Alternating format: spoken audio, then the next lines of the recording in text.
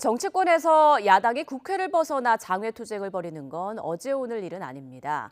하지만 최근 사례를 보면 대규모 집회로 정부 여당을 규탄하는 여론전에 나서고도 결과적으로 이득을 본 경우는 드물었는데요. 그럼 더불어민주당의 장외 집회는 어떨까요? 조성호 기자의 보도입니다. 윤석열 검사 독재 정권에 맞서자며 민주당은 결국 국회 밖으로 나갑니다. 이상민 행정안전부 장관 파면과 김건희 여사 의혹 특검 도입 촉구를 앞세워 이재명 대표 수사에 맞대응하는 성격입니다. 이제 야당의 반격의 시간입니다. 주경 야독하는 심정으로 월화수목금 주중 5일은 국회에서 일하고 주말은 국회 밖에서 국민들을 직접 만납니다.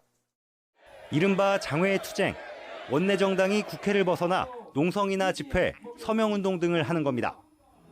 주로 야당이 의회 활동에서 벽에 부딪힐 때 국민에게 직접 호소하는 여론전인데 뚜렷한 성과로 이어진 경우는 많지 않습니다. 지금 여당도 야당 시절 여러 차례 장외로 나갔습니다.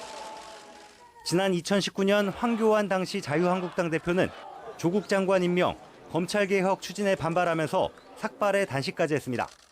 국민 여러분, 저는 단식을 시작하며 저를 내려놓습니다. 모든 것을 비우겠습니다. 주말엔 집회를 열어 지지세를 과시했지만 무엇 하나 돌파해내지 못했고 21대 총선 참패로 체면을 구겼습니다. 민주당도 박근혜 정부 초기 국정원의 대선 개입 의혹을 밝히라며 서울광장에 천막당사를 차렸습니다. 결산국회까지 거부하면서 강경투쟁을 벌였지만 민심을 돌리지 못한 채 100하루 만에 원내로 돌아왔습니다. 정국이 이런 투쟁 방식으로는 도저히 풀리지 않아서 좀 더 전선을 확대하면서 문재인 전 대통령도 당대표 시절 역사교과서 국정화를 문제 삼아 농성을 벌이며 정부 여당과 대치했습니다. 역사적 결과를 끌어낸 사례도 있습니다. 국정농단 사건이 불거지자 야권은 일제히 광장으로 나가 촛불을 들었습니다. 국회로 돌아와 탄핵안을 가결시켰고 사상 첫 대통령 파면으로 이어졌습니다.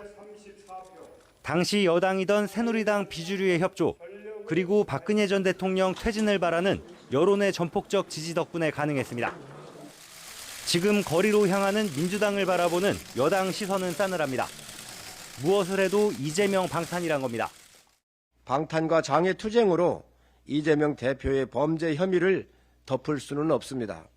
광장은 국민의 것이지 범죄 혐의자의 것이 아닙니다.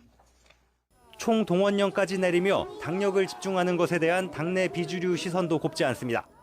검찰청 나 혼자 가겠다. 절대 나오지 마라. 예. 라고 하면서 지역별로 이런 할당하고 체크하고 뭐 이런 건 모순 아니냐.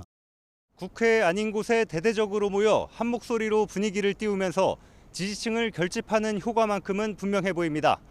다만 공감하는 여론을 넓힐 수 있는 방식인지를 놓고는 의문이라 장외투쟁에 나서는 민주당의 유불리 계산은 복잡할 수밖에 없습니다. YTN 조성호입니다.